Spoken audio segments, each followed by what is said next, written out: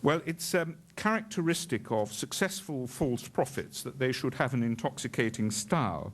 And in the most famous passage in the book, De Quincey says, and I'll just find it here, "O just, subtle, and all-conquering opium, that to the hearts of rich and poor alike, for the wounds that will never heal, and for the pangs of grief that tempt the spirit to rebel, bringest an assuaging balm, eloquent opium, that with thy potent rhetoric stealest away the purposes of wrath, pleadest effectually for relenting pity, and through one night's heavenly sleep callest back to the guilty man the visions of his infancy, and hands washed pure from blood, O just and righteous opium, that to the chancery of dreams summonest for the triumphs of despairing innocence, false witnesses, and confoundest perjury, and dost reverse the sentences of unrighteous judges.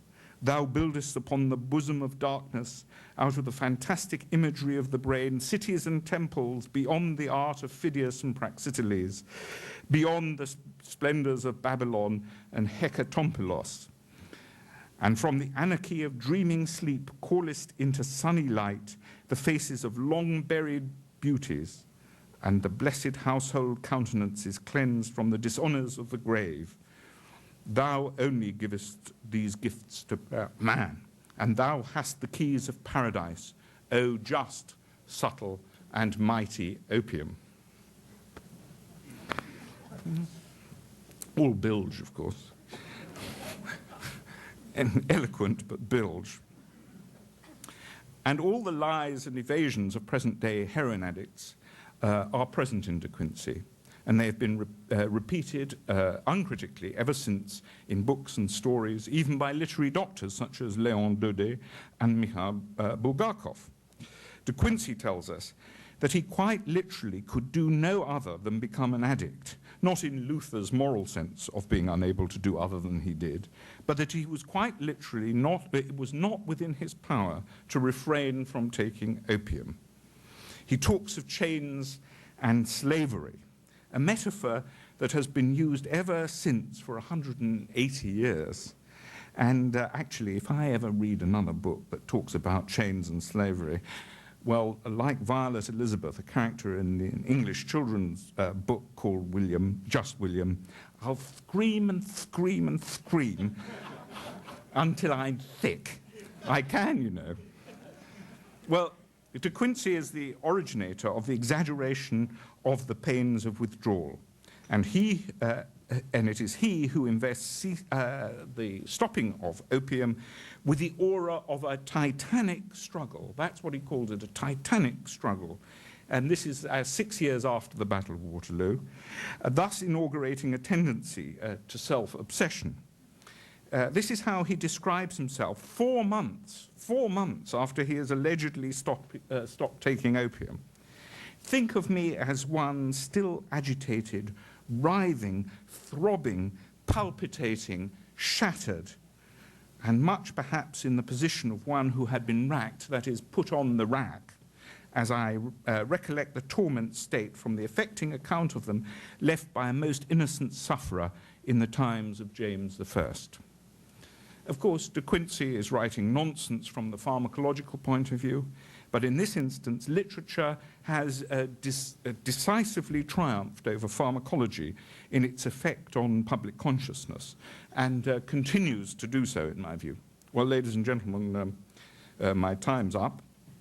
Let me just finish by saying that I've long tried to find a reason to think that literature can do us good in the moral sense. So far, however, I can only find good evidence that it can do us harm and induce undoubted misunderstanding of a social problem. Thank you very much.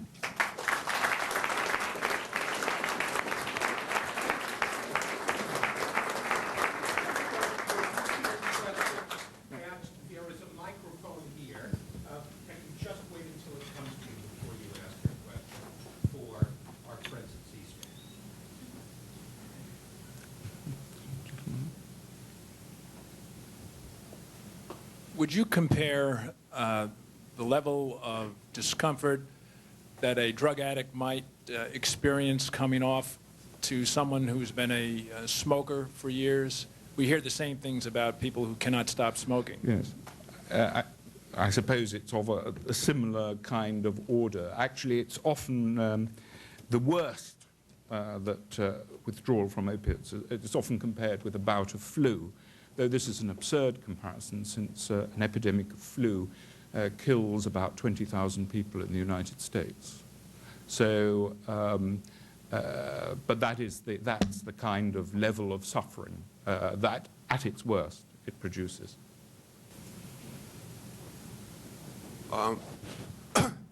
Would your comparison of how you see opiate addiction, the opiate addict, not necessarily needing treatment, he or she could recover by themselves, to take another drug, alcohol or alcoholism, which has probably even more literary writing about it, has withdrawal.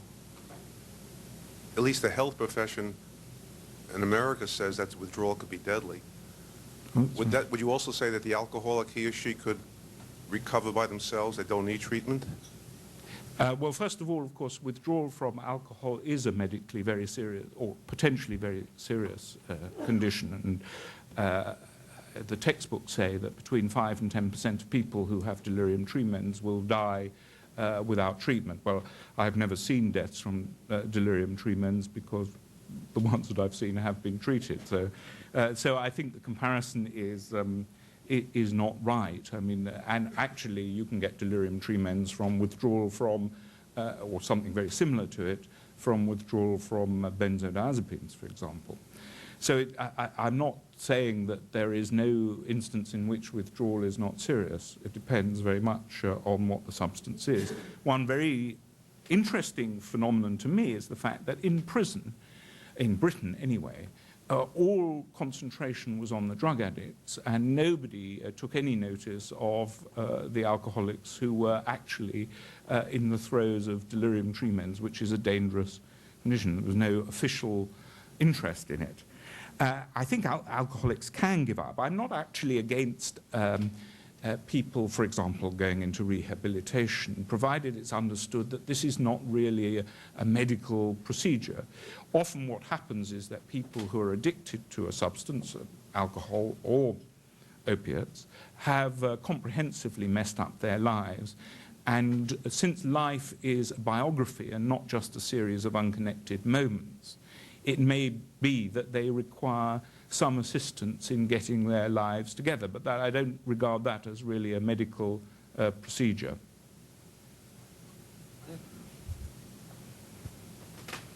At least some American mental health professionals state that addiction is a disease. How do you respond to that assertion?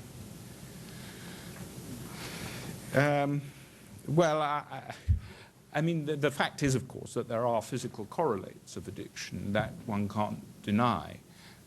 So I don't deny that those correlates exist. But I think if it is a disease, the actual disease aspects of it are so trivial by comparison with the other aspects of the condition, if that's what you want to call it, that they are of very little account. Hi. I recall reading that the mother of the playwright Eugene O'Neill was an opiate addict for most of her 40 years of marriage, and that within 6 weeks of her husband's death, she no longer was using opiates. Maybe that's an argument for liberalized divorce laws, but back then opiates were legal and she could obtain them.